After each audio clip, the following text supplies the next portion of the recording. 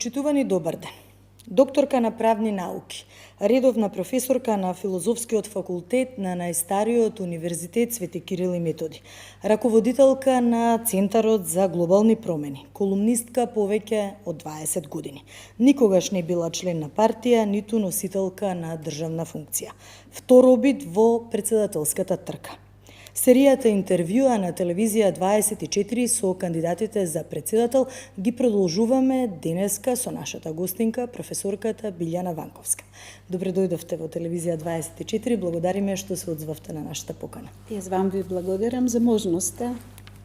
Професорке, на самиот старт на разговорот, за разлика од големите партии кои организираат мегаломански, да ги речеме митинзи со носење на своји поддржувачи, вие најавивте една поинаква кампања, поинаков пристап, директно со граѓаните, рековте скромен, меѓутоа сепак она што е можеби најважно е комуникацијата на терен. Веќе една третина, да кажеме, од кампањата изминува. На терен сте 7 ден, кои се впечатоците? Нашата кампања произлегува веројатно и од моето гледање на политиката. Предавам политички систем, демократија, учиме што е активизам, значи не од дозгоре надоле, туку од доздола нагоре. Така барем ја разбирам јас политиката, меѓутоа и политичката партија која стои зад мене. Од друга страна сме реално мала партија, како што се нарекува, не по тоа што го нудиме, туку по објективните можности. Меѓутоа, сме задоволни од тоа што можеме да го оствариме. Мојата агенда е преполна, почнува наутро, завршува некаде близу полноќ за наредниот ден да продолжи, што значи се обидуваме максимално да покриеме целата територија на државата, бидејќи нели легитимитетот на председателот произлегува од граѓаните, ние тоа го правевме и во време кога се собираа потписите, така што ни даде една поголема можност за директна комуникација. Ако треба да направам пресек за она што го гледам во Македонија, констатацијата би била жал на Македонија. Значи, иако тоа го знам, иако тоа умот ми го кажува и секогаш кога сум го анализирала на база на факти, на податоци, на движења и сето тоа, заклучокот е еден ист. Меѓутоа, кога ќе ги видите луѓето, кога ќе ги видите нивните солзи, кога ќе ги видите нивните маки, тогаш веќе целата работа добива една подлабока хумана димензија во која сваќате па дека вашата борба е уште позначајна од она што првично сте го мислела. Извинете, со проблеми првично ве пресретнуваат? Па има различно, знаете, младите, Левица е партија која привлекува младата популација, меѓутоа изгледа јас тука сега доаѓам како еден нов додатен елемент во таа левичарска додадена вредност, да кажеме, каде што пак старите се поистоветуваат или ме препознаваат, бидејќи ме следеле со години наназад. И тој генерацијски јас сега го премостуваме и во Левица, и јас помагам во тоа. Така што тука се родителите и децата. Многу често тоа се само родителите чии деца заминале, исто онака како што и јас сум мајка чии деца заминале, па тука можеме да си споделиме колку е тешко да им се радуваш на децата, да гледаш дека се добри, ама сепак не се блиску до нас. Како ние старееме, имаме потреба од нив. Вчера, например, во Лисиче имав можност, конкретен пример да ви кажам, две жени кои кажаа дека се од така наречените раселени од 2001 година, едната од Тетово, другата од Арачиново, кои после толку години, значи, воопшто не се вратиле на родните огништа, си создале сега некои нови гнезда. Маките се тие што луѓето чувствуваат потреба и да ги соопштат, ама и да ве прашаат дали ќе обстоите на ова што го говорите, бидејќи не излажаа едните, другите, им дававме шанси на едни на други. Во мене не гледаат политичар. Јас и не се чувствувам се уште како политичар и се трудам да зборувам најискрено, доследно, затоа што некако имам во позадина она чувство дека сето ова што го зборувам не може да биде парола, не може да биде фраза која ќе ја кажам за да остварам некаква цел или повеќе гласови, бидејќи јас треба да живеам меѓу овој народ и сакам да си одам со дигната глава додека нели ми трае животот. Така што, велам, таа комуникација е на некој начин обврзувачка. И кога некој ви кажува и ве прашува, вие го велите тоа и тоа, а како ќе го направите, што мислите, колку брзо можеме да ги очекуваме резултатите. Ќе бидам искрена да ви кажам дека јас им велам, јас немам волшебно стапче. Ограничувањата уставни на позицијата председател се тие и тие. Личноста може многу да внесе свежина, енергија, друго поимање и гледање на светот, да привлече пријателства, да создава и така натаму. Меѓутоа, јас ве повикувам на борба. И тоа е нашето мото, всушност, во борба македонски народ. Да, имавте интересни пораки. На гласачите им порачавте да не дозволат да бидат заблудени дека 24 април е пред јадење, а главното јадење на 8 мај да гласаат за личности, а не за партии. Како мислите конкретно дека ќе се надмине таа црно-бела изборна пракса? Тешко е, знаете зошто? Затоа што и ако сега за момент сум аналитичар, а не учесник во процесот, и јас и сега размислувам на двојно ниво и кој ќе заврши еден ден ова, како на своите студенти ќе им ја интерпретирам политиката со новите инсайдерски сознанија, главно се гледа дека политиката се персонализира и тоа за жал главно околу лидерот на партијата. Не во случајот на оваа партија со која јас чекорам. Ние тука многу внимаваме и на законските норми. Парламентарната кампања не е почната. Ние внимаваме на тоа. Јас сум во прв план и јас сум личноста што треба сега да ги убеди граѓаните на 24 да излезат. Потоа ќе се следува оној вториот дел. Има малку поклопување на кампањата Ќе и има, потоа што е дозволено. Да, меѓутоа сега засега, значи јас ја имам целата таа, да речам, слобода да бидам личност која се представува себе си, се разбира со помош на тимот што го имам. Меѓутоа ние немаме големи бини, спектакли, рок групи, огномети и така натаму, ниту 200 автобуси да ги циркулирате низ државата за да глумиме народ.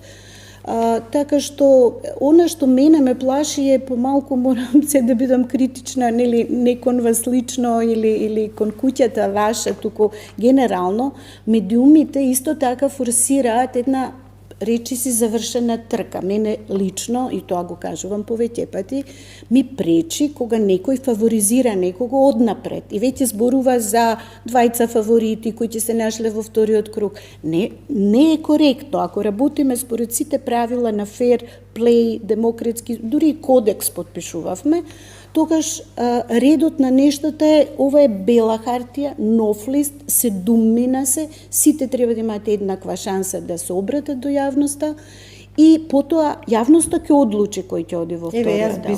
Само би надополнила дека ние апсолутно се трудиме како медиум сите да имате подеднаква застапеност и ќе во текот на сите известувања и во информативните блокови, а и во емисиите секако е подеднакво времето за сите председателски кандидати, а подочно и во другата. Професионални медиуми како вашиот, тука навистина не ви правам лице или не е ова од куртоазија, туку тоа го знаат и гледачите што ве следат, работите беспрекорно професионално и самиот профил на новинари кој работи овде си ја знае работата. Меѓутоа сега вие имате разноразни студија, подкасти, алтернативни медиуми, така, меѓутоа таму гостуваат авторитетни личности од типот на професори, на дипломати, на едно на друго, кои форсираат агенда која вели не ја слушајте Ванковска, таа за себе се земам за пример, за да не дадам некој друг, нели? Меѓутоа сите што не сме тие двајца, не третираат малку како да повеќе пречиме во тркава, отколку што сме сериозни. Има тврдам дека сум сериозна, и дека ќе имаме можности. Многу прашања, сигурно кои што бараат сериозни одговори, особено од највисоката функција нели во државата. Во програмата ја подготвивте сами програмата? Апсолутно. Сама пред време, веројатно пред сите други кандидати, преведена на англиски и достапна тогаш кога беше законскиот рок. Во неа велите македонските граѓани имаат суверено и неотуѓиво право да бидат своји на своето и да донесат устав по своја мерка, како свој општествен договор, а не како резултат на диктат од надвор. Најавувате нов граѓански устав. Што подразбира тоа? Тоа подразбира првично еден председател да покрене, односно да искористи надлежноста што му дава уставот. Значи не е ова некоја моја инвенција, тоа од секогаш, откако ни постои устав 91-та, си стои како ингеренција. Меѓутоа, она што досега го правеа председателите беа прилично пасивни, прилично посматрачи на тоа што се случува, дури некои поградни зборови се употребуваат за таа функција или за одредени личности, додека целата иницијатива се остава на владата, парламентот. Преведено на обичен јазик, тоа се големите играчи, односно овие кои 30 години се менуваат на власт, па меѓутоа одат со козметички промени или по пат на принуда, помош на странците, под наводници помош, затоа што ќе ви рече сменете го ова, па ќе ви оди полесно на патот кон неу.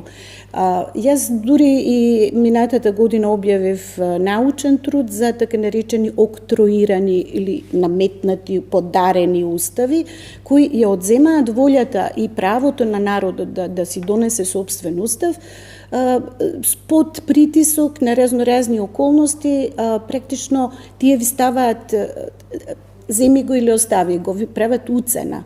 Ние поминавме и 2001 година, тогаш беше во име на мирот, ајде да запрат непријателствата, да се решат некои отворени прашања. Потоа дојде Преспа, која тотално нетранспарентно, буквално преку ноќ, ја текстот на Преспанскиот договор го читав од грчки Екатимерини, така, вестникот, на англиската верзија, за да можам да сватам што се случува и што се одржи на англиски, и дури потоа ни го споделија. Сега сме повторно под некаков ултиматум дека само уште ова уставна измена и при тоа забораваме дека самиот уставен систем е дефектен. И тука најотворено кажувам дека голема одговорност наоѓам и тежина во рамковниот договор. Значи нешто што требаше биде времена рамка, тоа е рамковен договор, значи тој не е света книга, туку е една рамка која досега ние требаше да ја надживееме, да ја надраснеме со созревање, со помирување меѓу заедниците, со затворање на старите рани, за да дојдеме до нормална демократија. Затоа што ваков устав има Босна, има Либан, има некои држави кои не се баш соодветни за споредување, значи ние сме во некоја, не знам каква категорија на држави која станува збор за такво уредување по етнички клуч, по она што го дели општеството. Но, професорка, меѓународната заедница е јасна, конкретно еве и во последните пораки дека преговарачката рамка не може да се менува. И тие сепак вложија некој одреден напор во многу нели доаѓања и договори и разговори, и сега овој момент се издвојува. Се издвојува, да. Прво, еве, ќе ми дозволите. Зашто за продолжување, нели, секако на преговорите, како што е предвидено во преговарачката рамка, треба да се отвори уставот. Видите, преговарачката рамка е повторно овој надворешниот фактор кој ви кажува можете да го отворите, ама само малку и само во преамбулата и она што се однесува на учеството на бугарите, па сега и хрватите, црногорците и така натаму. Меѓутоа, прво, еве, ајде оваа работа. Меѓународна заедница не е Западот. Меѓународна заедница се сите држави кои членуваат во Обединетите нации. И ние некако во нашиот вокабулар веќе сме си се навикнале 20 и нешто години под меѓународна заедница, всушност еуфемизам. Користиме друг термин, а мислиме на Брисел или на Вашингтон или нели на овие што ги викаме стратешки сојузници. Меѓутоа тие правејќи ти добро, или барем тие така може би така и сметаат, меѓутоа сега Данте, ако го цитираме, патот нели до пеколот е поплочен со добри намери. Јас не велам дека сите нивни чекори се злонамерни или сега не сме ние параноични, меѓутоа тие не живеат во оваа земја, не живеат со овој наше уредување и дури некојаш не ги ни познаваат длабоките корени на нашата фрустрација, например со бугарите. Како да ставиш во устав, во преамбула народ, односно држава, не народ, никогаш не сакам народи да инволвирам, власт која во некои критични моменти од нашата историја била окупаторска, а таа одбива тоа да го признае.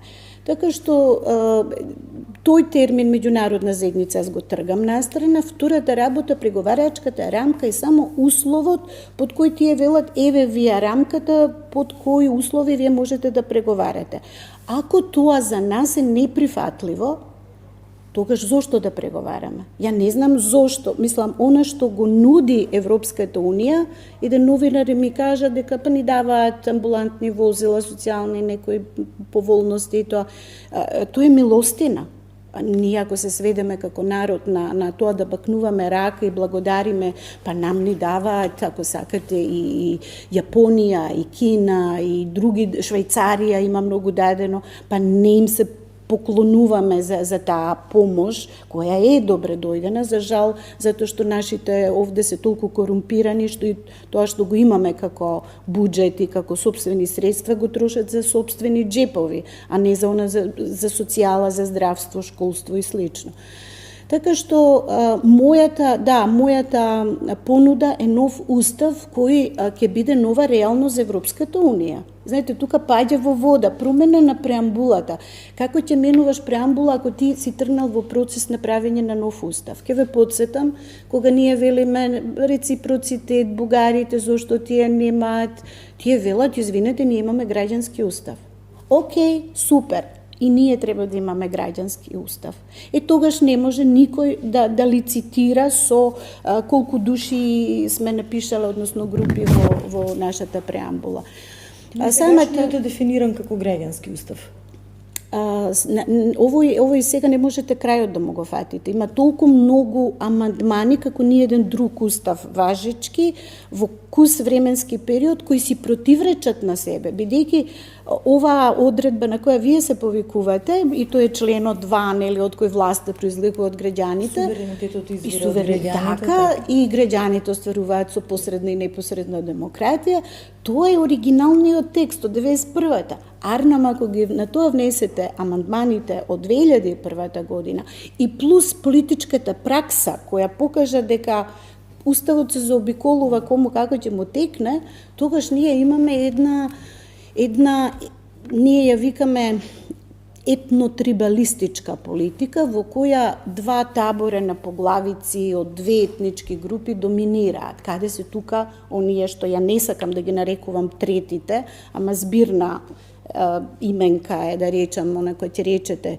Срби, Власи, Роми, Турци и бугари, нека се. Значи, сите што живеат на оваа територија. Меѓутоа, не може зад затворени врати, по пат на уцени. Секое конституирање на нова влада, еве сега ќе видиме како ќе оди по овие парламентарни избори. Јас се обложувам дека ќе оди по истиот пат. Ке се договара коалицијата на непринципиелен начин. Едно нудите на избори, со платформа, со програма, со се, кој ќе дојде со вашиот коалицијски партнер, кој од сосема некоја друга провениенција и нуди некои сосема неверојатни други барања, тој добил легитимитет од едната заедница, другиот добил од другата и потоа прават спој. Тој спој не личи на она што сте го презентирале на изборите. Затоа, ако ние донесеме граѓански устав, ако воспоставиме вистинска демократија, сега не знам колку е коректно јас да кажувам што се одржи а јас го имам увидот во програмата на партијата што ме поддржува, и јас се сложувам со тоа дека етнички партии не сме да има. Значи, или сме граѓанска држава, или сите ќе комуницираме, значи, ако јас се обреќам сега до граѓаните, јас се обреќам на сите граѓани, на сите што се во избирачкиот список. Очекувате гласови од сите граѓани? Па јас се надевам, иако нели реалноста зборува не за друго, туку дури медиумскиот простор и јазичкиот простор и бариери, иако ја гостувам секаде каже што ме викна и во албански, да речам, телевизија на албански јазик или со албански газди или како да ги наречам, со задоволство прифатив, дури ми беше чудно што ми рекоа ако одбиете, ве молиме писмено да го направите тоа. Знаете зошто ве прашувам? Последниот период излезе тој така наречен джентлменски договор на албанските партии да не коалицираат постизборно со ниедна партија која што нема да ги прифати уставните измени. Сега мојот одговор на тоа би било, нели бидејќи јас зборувам се на ниво на председателски кандидат кој се обраќа на граѓаните, дека политичките партии не секогаш ги представуваат граѓаните за кои тие тврдат сите албанци се за ду или за влен сега или како и да го кажувам, исто како што и македонските партии. Значи зборот партија значи парс, дел. И ние го тука секој се труди да зафати поголем дел од општеството и велам, кога јас би била председател на републиката, ме прашуваат како ќе ги представуваш сите ако си критична кон рамковниот договор. Па по класно социјална основа во оваа општество има најмногу сиромашни, најмногу разочарани, најмногу искрадени граѓани. Ако јас допрем со мојата порака дека нам заедничката почва на која треба да се најдеме и бориме против корупција, против сиромаштво, против исолување, е таа празни албански села, празни македонски села и градови. Значи ние се надпреваруваме кој повеќе си ги евакуирал децата или сами побегнала. Значи конечно ова што остана тука, јас сакам да се спои по една здраворазумска политика во која ние веќе нема да размислуваме кој каква етикета етничка носи, затоа што видите, малку е и нелогично да ние користиме светвојазично преводи, така па дури се надпреваруваме кој јазик е позаштитен и така натаму. Ние мора да имаме лингва франка, еден јазик по кој комуницираме и се договараме. Јас немам ништо против употребата на другите јазици во образованието, во културата, во оние делови што е важно тој народ, односно таа група да се развива. Меѓутоа на државно ниво ние мораме да имаме еден јазик на комуникација и комуникација со странство. Председателот е тој што ја представува државата во странство. Вие точно знаете дека ние имавме политичари кои одат на официјални посети во странство и таму го користат својот мајчин јазик кој не е официјалниот јазик на оваа држава. Така што мислам дека тука и нашите сограѓани од другите етнички групи мора да го разберат тоа, дека тоа е и заради ефикасноста на државата, и заради нашата кохезија, меѓутоа и заради тоа што македонците немаат резервна татковина, немаат друга држава и не може некој да се фали, јас сум првиот албански премиер, па овој ќе бил првиот европски председател и така натаму, малце да се симнеме на земја, ние сме во Македонија. За мене би сакала да постои македонска нација во смисла на политички демос кој е составен од сите овие групи и велам, ако ние не се сложиме околу животот, квалитетот на живот, ова друго мафтање со знамиња вакви, онакви пароли не води кон арно. Идејата за избор на председател во собрание што се пропагираше последниот период, како ја оценувате? Многу, како да речам, апсурдно, дури особено како доаѓа од лица кои се кандидираат и сега ве повикуваат дајте ми глас, зошто? За да се само развластам или ја ќе го истерам мојот мандат, ќе си ги земам привилегиите што ми следуваат по закон, а тие се големи и јас сакам зборуваме подоцна имате во програмата така. Така што не ми е логично ако е некој политичар и лидер на партија има групација, нека се бори. Тој е легитимен предлог. Океј, јас сум против тоа. Затоа што мислам дека оваа функција, особено во поделени општества, може да изнедри, да создаде една личност која ќе биде, не го сакам оној израз татко мајка на нација, бидејќи народот не е дете, не му треба родител, туку му треба лидер, му треба некој што зборува во негово име и за негова полза. Така што јас би сакала Значи, ако се обраќам, да бидам сериозна во тоа обраќање, не можам да ви се обратам, гласајте за мене за да потоа не постои. Оваа функција, велам, може да биде лепак во општеството и може да, ако граѓаните се на некој начин идентификуваат со личноста и со политиката што ја води, тогаш многу од овие разлики што ги имаме ќе се премостат, ќе се надминат, ако некој во она што го говорам ми вели, кога го кажувате вие, јас си ги слушам моите мисли. Нема поубава работа како фидбек да добиете од граѓани, но се да ви каже, зборувате со здрав разум, или она што го кажувате, јас си го мислам, ама не сум сигурна, ама вие кој ќе го кажете, сваќам дека сум на добра трага, дека е тоа. И се замислете како тоа би изгледало од позиција на председател на држава. Така што таа искреност и живот со сопствениот народ треба да се рефлектира таму. Јас така ја гледам таа функција. Поразлични ставови се вашите, анализирајќи ја програмата, еве дел по дел некои работи ги од на самиот почеток ги начнаме, меѓутоа можеби едни од политички покрупните прашања се Охридскиот, Преспанскиот и договорот со Бугарија. Рековте во една прилика Бермудскиот триаголник, малку метафорично, меѓутоа никој не се излекол од Бермудскиот триаголник, тешко е. Генерално крупни прашања за кои што требаат и правни и државнички механизми. Како планирате тоа да го направите? Чекор по чекор. Значи, обично велам, немојте да се возбудувате кој ќе чуете дека Ванковска има толку амбициозна агенда. Ванковска е разумна жена, за да знае дека од некаде мора да се почне.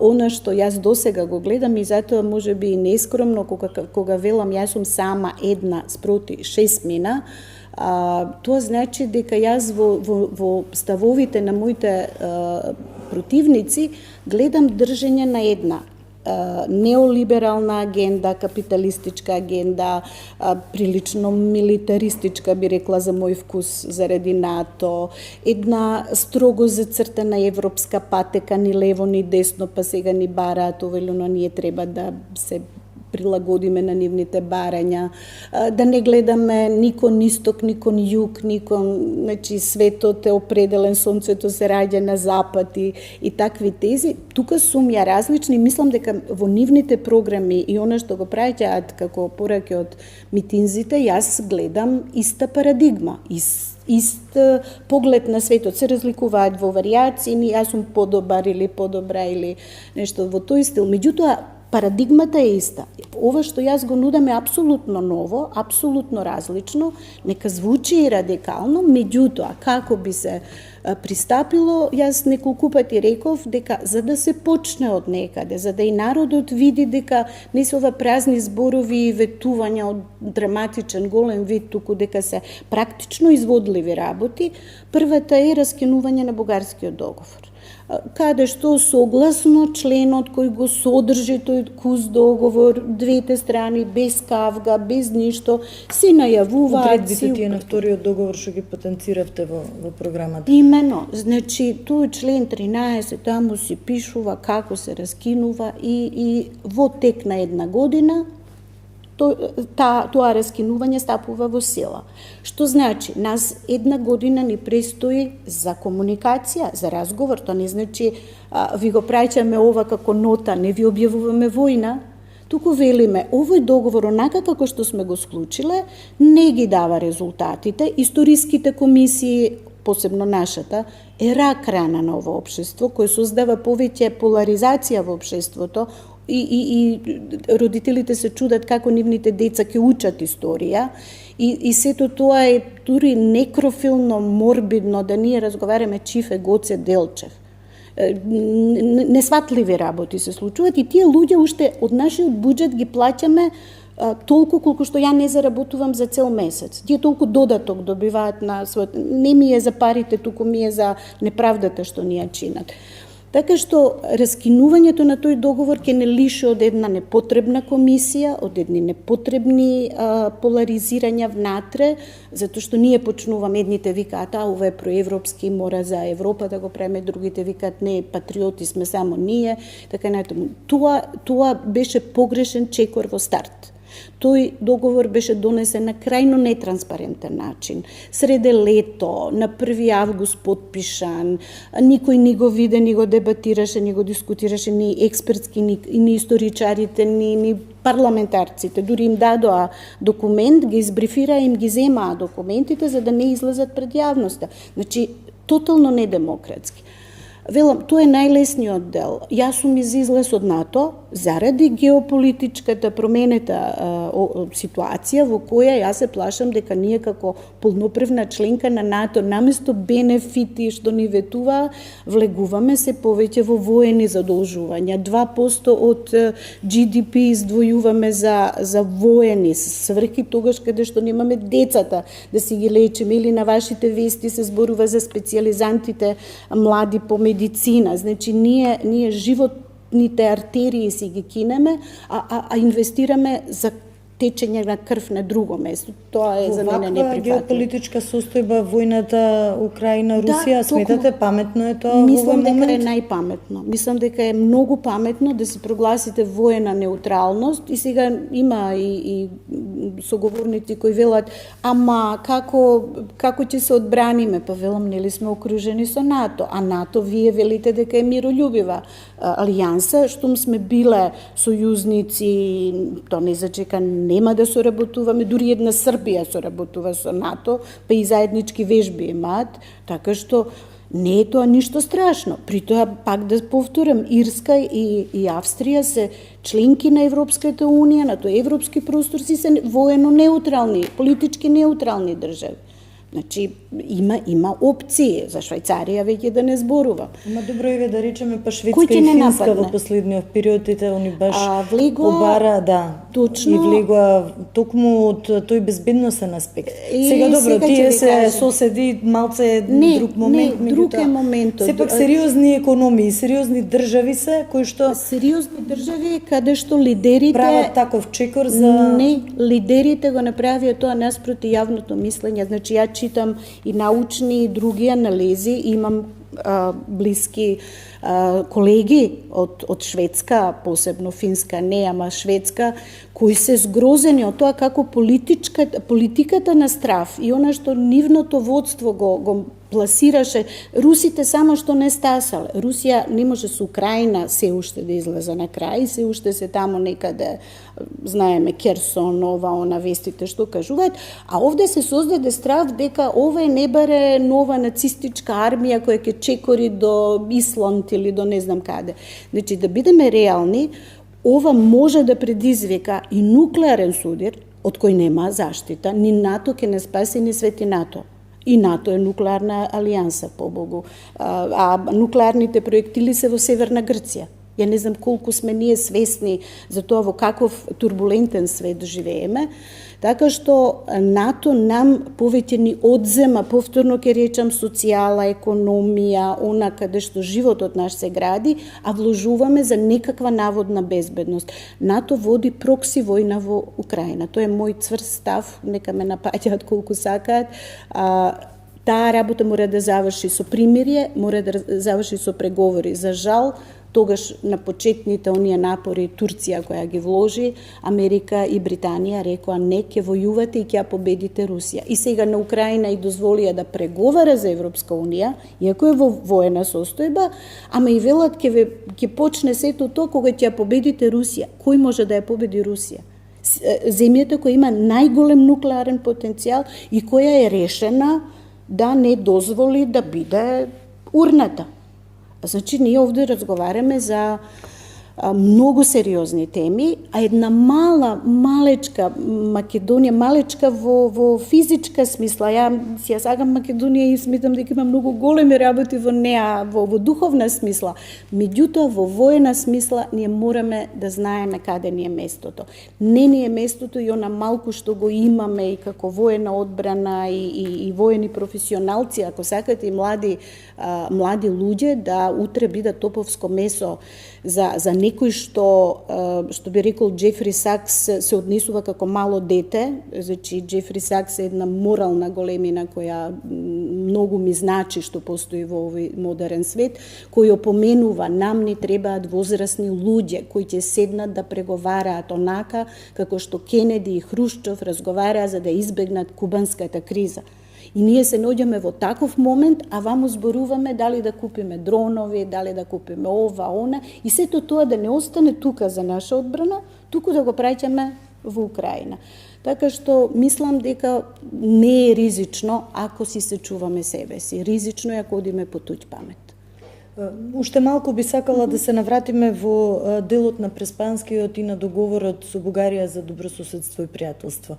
Најавувате како потенцијален иден шеф на државата раскинување на овие договори. Дали тоа практично би значело чекор назад или можеби во делот вето за ЕУ и од Грција и од Бугарија, а од друга страна влошување на односите со САД и со ЕУ? Па видете сега, ако САД и ЕУ не се вистински пријатели, или конкретно водечките земји добро, во ЕУ, нека добро, се воде, Германија. се водечки, признавам, меѓутоа ако се декларираат за наши пријатели и ние така ги перцепираме, како тоа еднаш не покажа разбирање. Јас ја слушам за овие приказни, ќе го смениме уставот со одложено дејство, па тоа ќе нема сега туку тогаш кој ќе не примат. Па чекајте, а каде беше одложеното дејство да ви текне Грција која не 20-30 години притискаш? Мислам, од каде сега ви текна овој изум на одложено дејство? Ако беше тоа лесно изводливо, како направеа тогаш. Станува збор за гола геополитика. И нема принципи во Европската Унија. И кој ќе ми почне да ми кажуваат за европски вредности, за Лисабонски договор, значи тука е крај, тоа е илузија. За мене велат дека јас зборам за илузија, тие зборат за илузија всушност, затоа што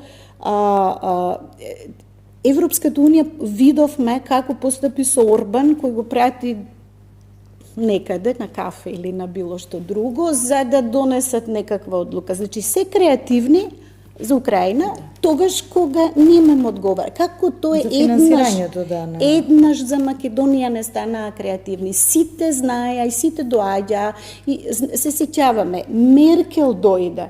Никогаш не дојде за ниедна друга работа, реална економија, развој, поддршка од било како вид, дојде да не убедува името да си го смениме. И се изредија тука сите и премиери, и министри за одбрана, и кои се не да не натера да си го смениме името. Што фајде видовме ние од тоа? Ја само, здраво разумски, нека ме убеди некој дека тој начин на однесување попушти еднаш, Ние попуштаме од 92-та година, кога првиот амандман на Уставот под притисок од надвор го внесовме. Така што ваквата политика даваше резултати, слободно ќе признавам Ванковска греши. Меѓутоа, ваквата политика ги дава овие резултати и ова дередже до кое се наоѓаме и сега повторно некој сака да каже, ама ајде сега уште малку. Не, ја мислам дека само тогаш кога ќе покажеме гард, кога ќе покажеме стаменост и достоинство, нешто велам ја, да достоиме до нешто нам ни е вредно, тогаш ќе не почитуваат. А бидејќи сме им геополитички важни, можеби не како Украина, ама сме во мозаикот. Не сме големи, ама сакаат таа сликата да си ја зад. Па да покажеме еден гард и да кажеме не, ние ова нема.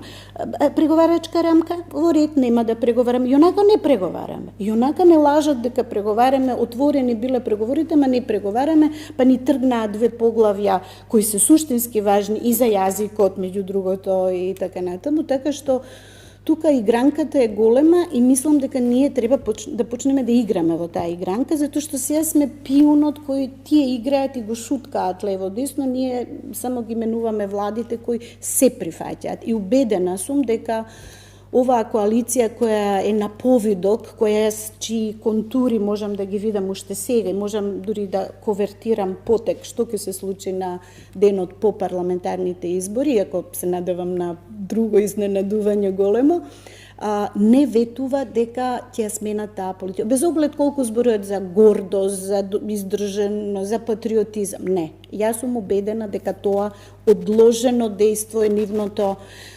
пакување, обландата во која ќе се обидат да не омекнат и да речат па добро, нема сега да се случи и така натаму. Јас во тоа не верувам.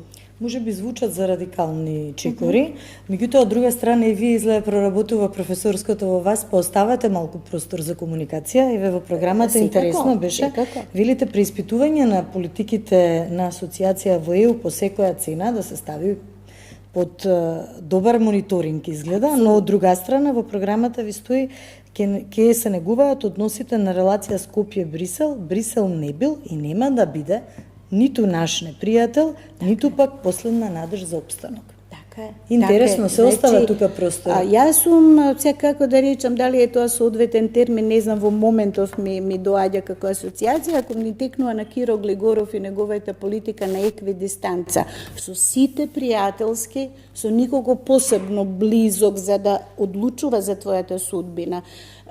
Не велам дека е тоа лесна задача, тоа е ѓаволски тешка задача, меѓутоа на овој народ му е ѓаволски па тешко да живее вака, затоа што веќе не лишија од се што не прави тоа што сме.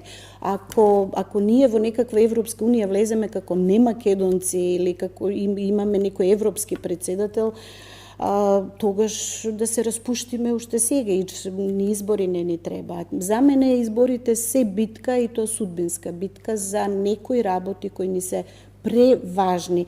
Кажете им го ваков предлог, дајте им на французи, ќе го сметаат за крајно непристоен, ќе ви испратат некаде да не ве гледаат. Кажете им го на нашите соседи албанци кои се горд народ. Кажете им да се откажат од било што идентитетско. И тие ќе одбијат. Кажете им го на србите, кажете им го на грците. Како тоа само македонците се тие аморфната маса, мекото ткиво кое треба да се меси, па сега уште и се плашиме да покажеме дека имаме интерес, имаме став. Ја не сум за непријателства, пак велам, би разговарала со секогаш кога е во интерес на Македонија, меѓутоа нема да дозволам понижување, нема да дозволам непристојни предлози.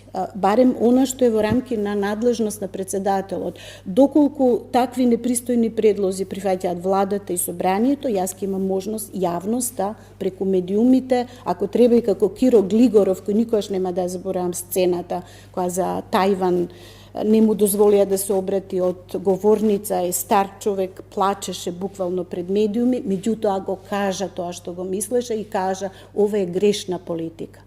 И тој знаеше дека македонската влада се продаде за некакви, не знам, $1.000.000 или колку беа тие ветените од Тајван, значи ние живееме во таква држава. Еден фактор во политичката сцена треба да има интегритет и морал и храброст да, ако треба, комуницира и со солзи пред народот, пред камерите и да му каже овие се непринципилни и ве распродаваат. Доколку бидете председателка, алатката за помилување за кој случај би ја искористиле? За сите што ќе поминат законска постапка. Значи, она што мене ми пречи е лицитирање со имиња, со судбини. Тоа се луѓе со кои јас сочувствувам, мислам дека и знаеме на кого мислиме тука, нели, еве, и да ги кажам, главно најдраконска казна фактички доживеа овие од 27 така, и тоа дел од нив, нели? Меѓутоа, да лицитирам од политичка позиција, од фаза во која се уште се борам за да дојдам до позиција, ми се чини невкусно и ми се чини дека е поигрување со тие животни судбини. Меѓутоа, законот, уставот е јасен, меѓутоа и законот. Законот вели по предлог на Министерството за правда. Нека се конституира влада, нека се конституира Министерство за правда, нека си помине тоа по тие процедури. Ако стаса до мене и ако сум јас таа што ќе седне таму, без двоумење веројатно ќе има и аргументи во предлогот на Министерството, меѓутоа и мене, моето чувство бидејќи бев сведок на некој начин или на тие случувања, без двоумење би го потпишала тоа. Би го искористиле джебното вето, така наречено, ако до вас еве стигне закон повтор пат вратен во собрание? Во секој можен случај, особено за олигархиски закони, особено за закони кои задираат во социјалата, и всушност секогаш таму каде што тоа вето може да се употреби, не може за оние закони со двотретинско мнозинство, каде што ќе се договорат во собрание, тука председателот е немоќен да направи таков исчекор, меѓутоа може да се обрати на јавноста, може да го каже својот морален политички суд ако нешто е погрешно направено. Затоа јас играм на картата на кохабитација, всушност, повеќе да бидам некој, нека биде и кочничар или некој што ќе предупредува, некој што ќе опоменува, што нема да дозволи политиката минува покрај него. Најавивте интересно укинување на законските привилегии на председателот по завршување на мандатот и еден така интересен, можеби да го наречеме новитет, резиденцијата на Водно да биде работна за службени средби наместо приватен простор за председателот. Зошто? Видите, ајде да почнем со привилегиите. Значи имавме доволно искуство наназад, видовме што тоа значи, видовме и релативно млади луѓе кои поминаа по таа функција, па сега си се, да речам, млади пензионери, долгогодишни, па живеат еден угоден живот со обезбедување, со канцеларии, со буџет, со високи примања. Практично не е пензија, туку е платата што ја зимаш како председател, што е со највисок коефициент, продолжиш до крајот на животот. Да. Мислам дека оној што ќе си отслужи својата должност пред народот, треба да си го предаде клучот заедно со привилегиите и тука да заврши таа приказна и потоа да си биде нормален граѓанин. Неколку мина тоа го имаат кажано, меѓутоа никогаш кога биле на власт не ја покренале таа иницијатива. Јас ако треба преку апел до лоби група во парламентот, преку пратеници и така најтаму, или јавно ќе го кажам и ќе замолам, таа работа мора да запре. Македонија е пресиромашна земја, дај Боже да мислам да имаме век, да има многу председатели, јас сум за тоа да има председател, меѓутоа мораме поскромно да ги водиме тие работи. Ова со вилата е еден вид на отуѓување. Едно време беше неприродно да кабинетот на председателот биде во зградата на законодавниот дом, што е помалку мешање на властите и символички и походниците што се вели. Меѓутоа сега на толку згради по градов и ова може да се најде една пристојба, бидејќи председателот па и нема некоја, не знам каква машинерија зад себе, за тој негов кабинет кој би требало да биде високо стручен, компетентен и така, да си биде во жижата на настаните, таму каде што живеат граѓаните, каде што се случува политиката и оваа комуникација, што реков, со влада, со собрание, со медиуми, а не водно како некаква вила за одмор, повеќе личи отколку работно место. Јас не би сакала, иако знам дека е ново изградена со посебна цел, мене лично тоа ми звучи како пуштете го тој таму или таа таму, нека имаше еден новинар рече скока како верверичка.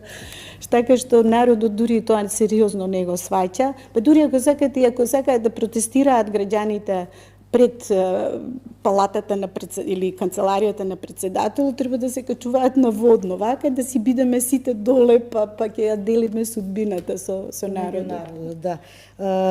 Има многу, навистина, многу прашања имате и навистина голема програма, многу поточки, професорски, да. Приближување до земите на БРИКС заради поголема економска соработка, мораме малку кратки во интерес на времето, но еве да ги опфатиме оние што се поклучните. Да, тоа е одговор на прашањето, немаме друга алтернатива. БРИКС во однос на надворешната политика, БРИКС земји, знели, прво помалку, сега се повеќе земји се придружуваат, кои дури се и земји во развој, значи не се високо развиени, не западни земји, туку земји во развој.